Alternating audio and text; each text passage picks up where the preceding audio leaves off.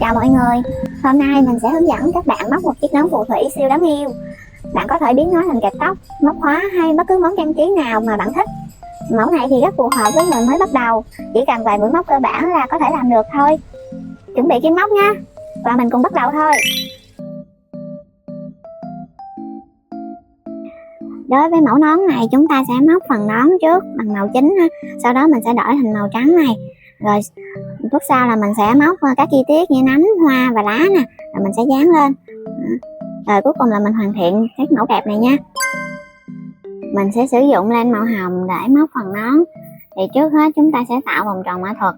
Thì cách tạo vòng tròn mã thuật như sau, mọi người quan sát cách mình tạo nha.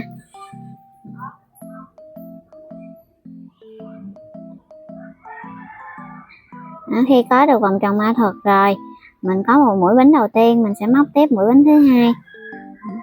Rồi lúc này mình sẽ móc vào vòng tròn mã thuật này là 6 mũi kép đơn.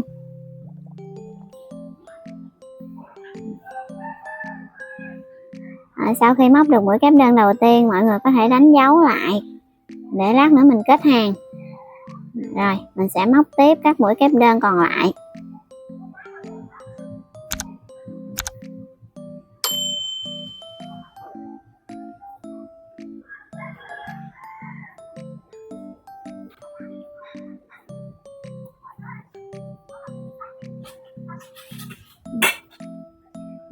Khi mình có đủ 6 mũi kép đơn rồi, mình sẽ rút cái sợi dây này để thu nhỏ vòng tròn mã thuật lại. Rồi mọi người sẽ chuyển qua bên này như thế này, bẻ nó lại, và mình sẽ móc mũi dời vào cái đầu kép đầu tiên nè, cái chỗ mình đánh dấu đó, mình gỡ kim đánh dấu ra. Rồi mình sẽ móc mũi dời vào đây để kết hàng. Như vậy là mình móc xong hàng móc thứ nhất nè. Chúng ta sẽ móc tiếp hàng thứ hai. Trước hết là mình sẽ lên 2 mũi bính, và mà ở mỗi đầu hàng mình sẽ lên 2 mũi bính như thế này. Sau này mình sẽ không nhắc lại nha. Rồi ở chân móc đầu tiên này mình sẽ móc vào đây là một mũi kép đơn. Rồi mọi người cũng có thể đánh dấu lại mũi đầu tiên này. Rồi qua chân móc tiếp theo mình cũng móc vào đây một mũi kép đơn. Ở mỗi chân móc mình sẽ móc một mũi kép đơn nha. Như vậy thì hàng thứ hai này mình cũng móc được 6 mũi kép.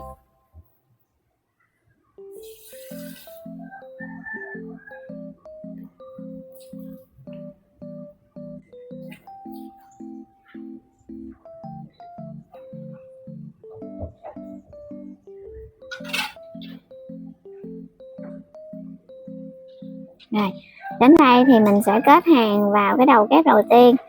Của mình nó bị rớt kim đánh dấu rồi. Ở đây đầu kép, mũi kép đầu tiên nè. Ở đây nha, mình sẽ móc vào đây một mũi dời.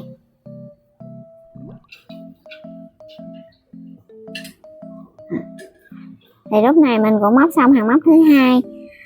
Từ hàng móc thứ ba cho đến hàng móc thứ 6 thì mọi người sẽ lặp lại cách móc như hàng móc thứ hai. Có nghĩa là mỗi chân móc mình sẽ móc một mũi kép đơn và mình móc 6 mũi kép đơn nha. Rồi chúng ta sẽ tiếp tục móc đến hàng thứ 6. Mình bắt đầu hàng móc thứ 7. Ở chân móc đầu tiên này mình sẽ móc một mũi kép đơn.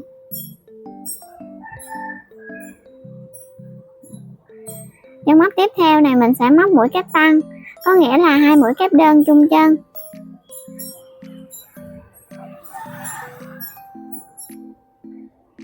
Và từ đây mình sẽ lặp lại cụm móc này, một mũi kép đơn và một mũi kép tăng. Mình sẽ lặp lại thêm 2 lần nữa.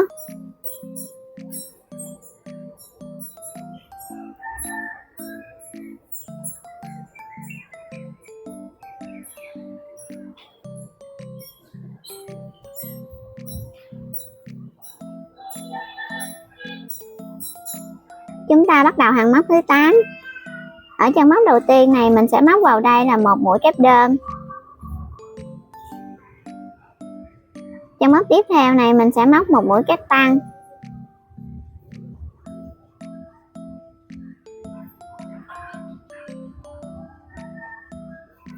Rồi qua chân móc tiếp theo này mình sẽ móc một mũi kép đơn. Lúc này chúng ta sẽ lặp lại cụm móc vừa rồi. một mũi kép đơn, một mũi kép tăng, một mũi kép đơn, và chúng ta sẽ lặp lại nó thêm 2 lần nữa. Để khi kết thúc hàng móc thứ 8 này mình sẽ có 12 chân mũi.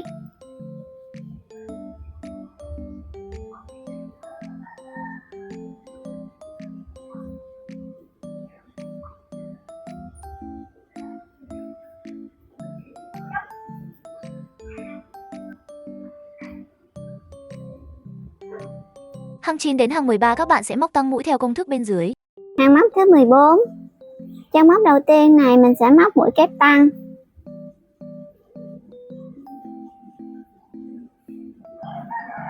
Chân móc tiếp theo mình móc mũi kép tăng.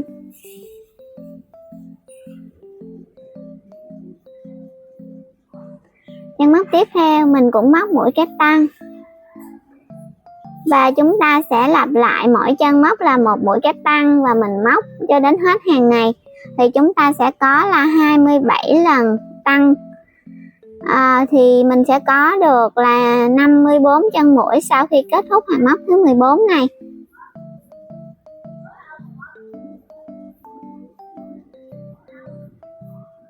Đấy, khi mà mình đang móc nửa chừng đến đây thì mình bị hết len này nè. Thì mình sẽ hướng dẫn cho mọi người cách để mình nối len ha. Mình sẽ lấy len để mình móc mũi kép như bình thường, nhưng mà mình móc qua một lần như thế này thôi. Mình sẽ giữ ở đây, lúc này thì trên kim mình sẽ có 2 vòng len. Rồi mình sẽ lấy cái đoạn len mới. Đây là đoạn len mới nè. Lúc này mình sẽ cầm như thế này và mình kéo cái đoạn len mới này qua 2 vòng kim này luôn, qua 2 vòng len này ha. Rồi như vậy là mình đã hoàn thành xong mũi kép đơn. Và chúng ta sẽ tiếp tục móc mũi kép đơn tiếp theo. Rồi sau đó là chúng ta sẽ móc như bình thường, và đồng thời là mình sẽ kẹp luôn những cái sợi len thừa này vào bên trong cái mũi móc để đỡ phải giấu thôi. Rồi như vậy là mình sẽ móc cho đến hết hàng này. Rồi lúc này mình đã móc xong hết hàng này rồi thì nó sẽ có hình dạng như thế này nha. Và mình sẽ móc mũi dời để kết hàng. Lúc này mình sẽ kéo ra một đoạn như thế này và mình cắt lên. Rồi mình sẽ kéo cái phần len này xuống phía dưới. Rồi cái phần len mà mình chặt vào để mình nối len đó thì mọi người có thể cắt nó đi như thế này ha. Mình sẽ không có nhìn thấy được cái mối nối. Ở hàng móc thứ 15 thì mình sẽ đổi cái màu trắng như vậy ha. Cho nên là ở cái chỗ mà mình kết hàng đó, mình sẽ đưa kim xuống để mình lấy len màu trắng lên. Mình sẽ kéo lên và móc 2 mũi bính. Rồi chúng ta sẽ bắt đầu móc. Mình sẽ móc cái mũi chân sau. Thì mình sẽ móc xen kẽ ha. Mình móc ở mũi chân sau, sau đó sẽ móc ở mũi chân trước. Thì mình sẽ hướng dẫn cho mọi người cách móc. Mũi móc đầu tiên này mình móc ở mũi chân sau, nghĩa là mình móc cái dây phía sau như thế này nè. Đó. Và khi mình móc thì mình cũng kẹp luôn cái sợi len thừa vào. Thì mình sẽ đưa cái sợi len thừa vào như thế này. Sau đó là lấy len lên để móc mũi kép đơn như bình thường nè. Và chúng ta lại tiếp tục móc ở chân đó một mũi kép đơn nữa. Là mình móc mũi kép tăng đó mọi người. Rồi mình qua chân tiếp theo, mình cũng móc ở cái dây phía sau, mình móc mũi kép tăng nữa. Đó. Thì như vậy là chúng ta đã thực hiện được 2 mũi kép tăng ở 2 chân mũi nè ha. Rồi qua cái chân qua chân tiếp theo này mình sẽ móc cái dây phía trước nha mọi người nha. Đây dây phía trước là cái dây này nè. Đó.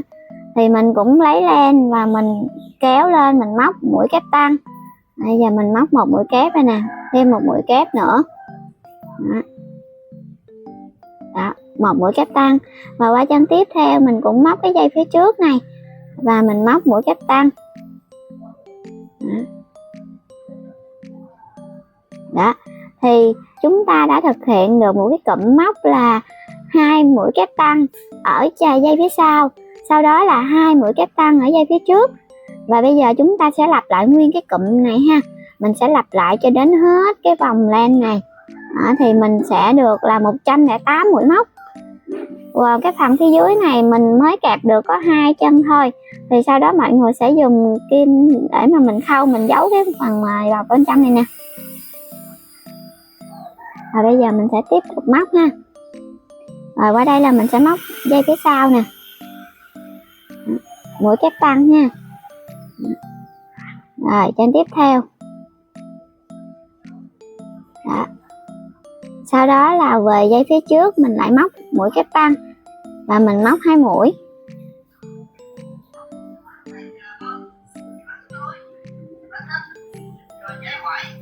Rồi sau khi kết thúc hàng móc này thì mình sẽ móc mũi dời qua đây để kết hàng. Mình kéo đoạn len ra và mình cắt len. Mình sẽ sử dụng kim khâu len để đỡ cái len thừa này. Rồi mình giấu thằng len này vào bên trong các mũi móc nha.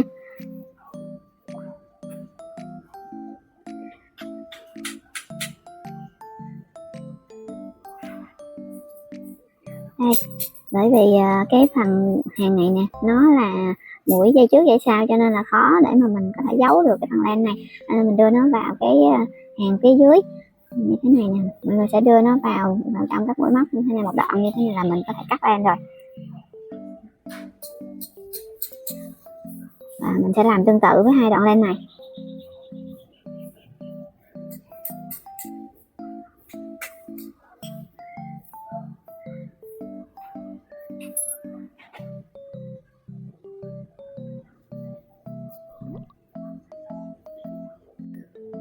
Rồi để mà tạo hình cho cái phần nón nó có độ cong cong như thế này nè thì mình sẽ cắt một đoạn kẽm và mình bẻ 2 đầu nó lại như thế này nha. Rồi. Sau đó mình sẽ dùng một ít len này mình quấn nó vào.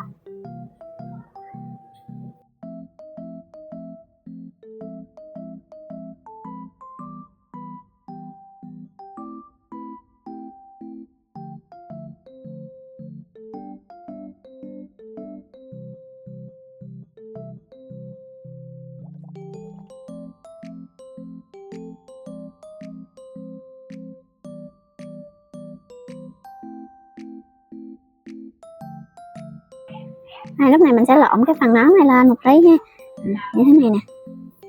Mình lộn qua bề trái nè. Chúng ta sẽ đưa cái cây kẽm này vào. Mình đưa vào bên trong.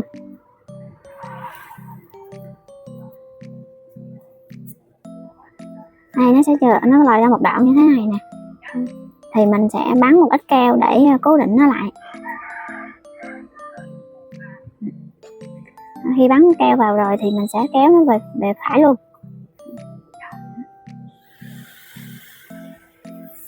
Đó, thì lúc này mình sẽ bẻ nó để tạo hình được nè.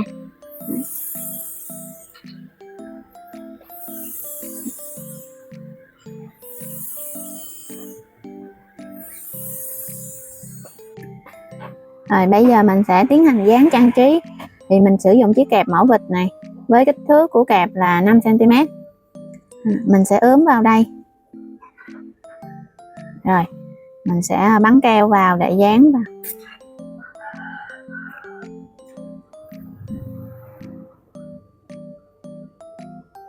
Rồi qua bên đây mình cũng bắn keo vào.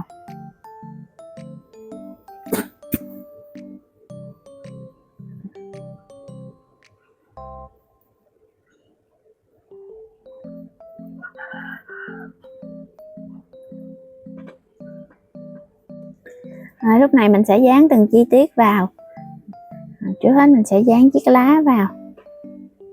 Các chăm dâu, lá, hoa để dán lên nón các bạn xem video mình để link bên dưới nhé.